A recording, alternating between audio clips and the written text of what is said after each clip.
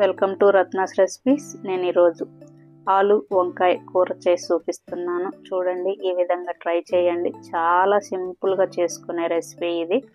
ఇప్పుడు చేసే విధానం చూద్దాం. ఇక్కడ ముందుగా స్టవ్ వెలిగించుకొని అందులో బాండ్లు పెట్టుకొని ఆయిల్ వేసుకొని, ఆయిల్ వేడయ్యాక పచ్చెనగపప్పు, జీలకర్ర, ఆవాలు, కరివేపాకు, ఎండుమిర్చి, పచ్చిమిర్చి వేసుకొని ఫ్రై చేసుకోవాలి.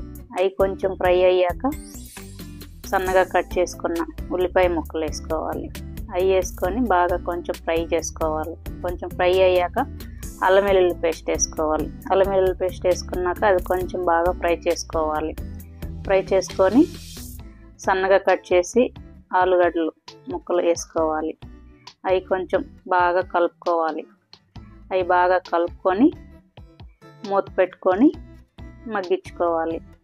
ఈలోపు ఉప్పు నీళ్ళల్లో వేసి వంకాయ ముక్కలు ఇట్లా కడిగి పెట్టుకోవాలి. ఉప్పు నీళ్ళల్లో ఒక్కసారి మళ్ళీ మూత తీసి ఆలు ఫ్రైని బాగా కలుపుకోవాలి. బాగా కలుపుకొని ముందు కడిగి పెట్టుకున్న వంకాయ ముక్కలు ఉన్నాయి కదా, అవి అందులో వేసుకోవాలి. అవి అందులో వేసుకొని ఇప్పుడు ఉప్పు, పసుపు, కారం, జీలకర్ర పొడి, ధనియాల పొడి, గరం మసాలా అన్నీ కలిపి వేసుకోవాలి. వేసుకొని ఈ మసాలా అంతా ఈ వంకాయలకి, ఆలులకి పట్టేటట్టు, ఆలు ఫ్రై చేసుకుని ఉన్నాం కదా దానికంతా ఫ్రై అయ్యేటట్టు కలుపుకోవాలి. బాగా కలుపుకొని ఒకసారి మూత పెట్టుకోవాలి.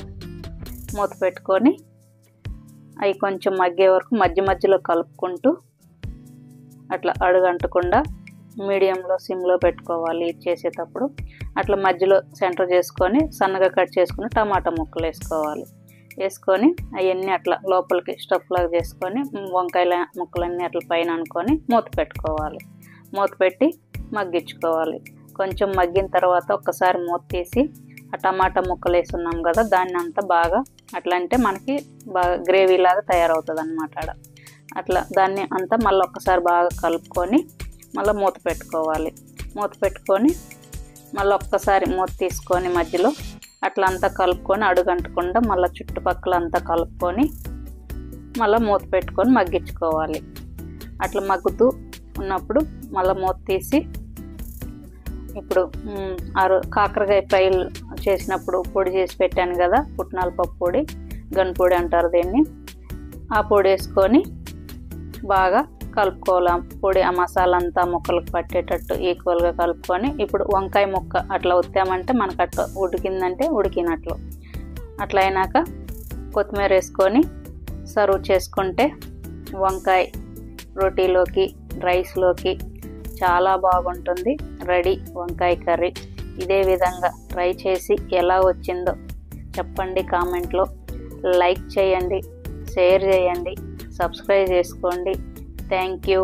రేపు మరో వీడియోతో ఇదే టయానికి కలుద్దాం. బాయ్.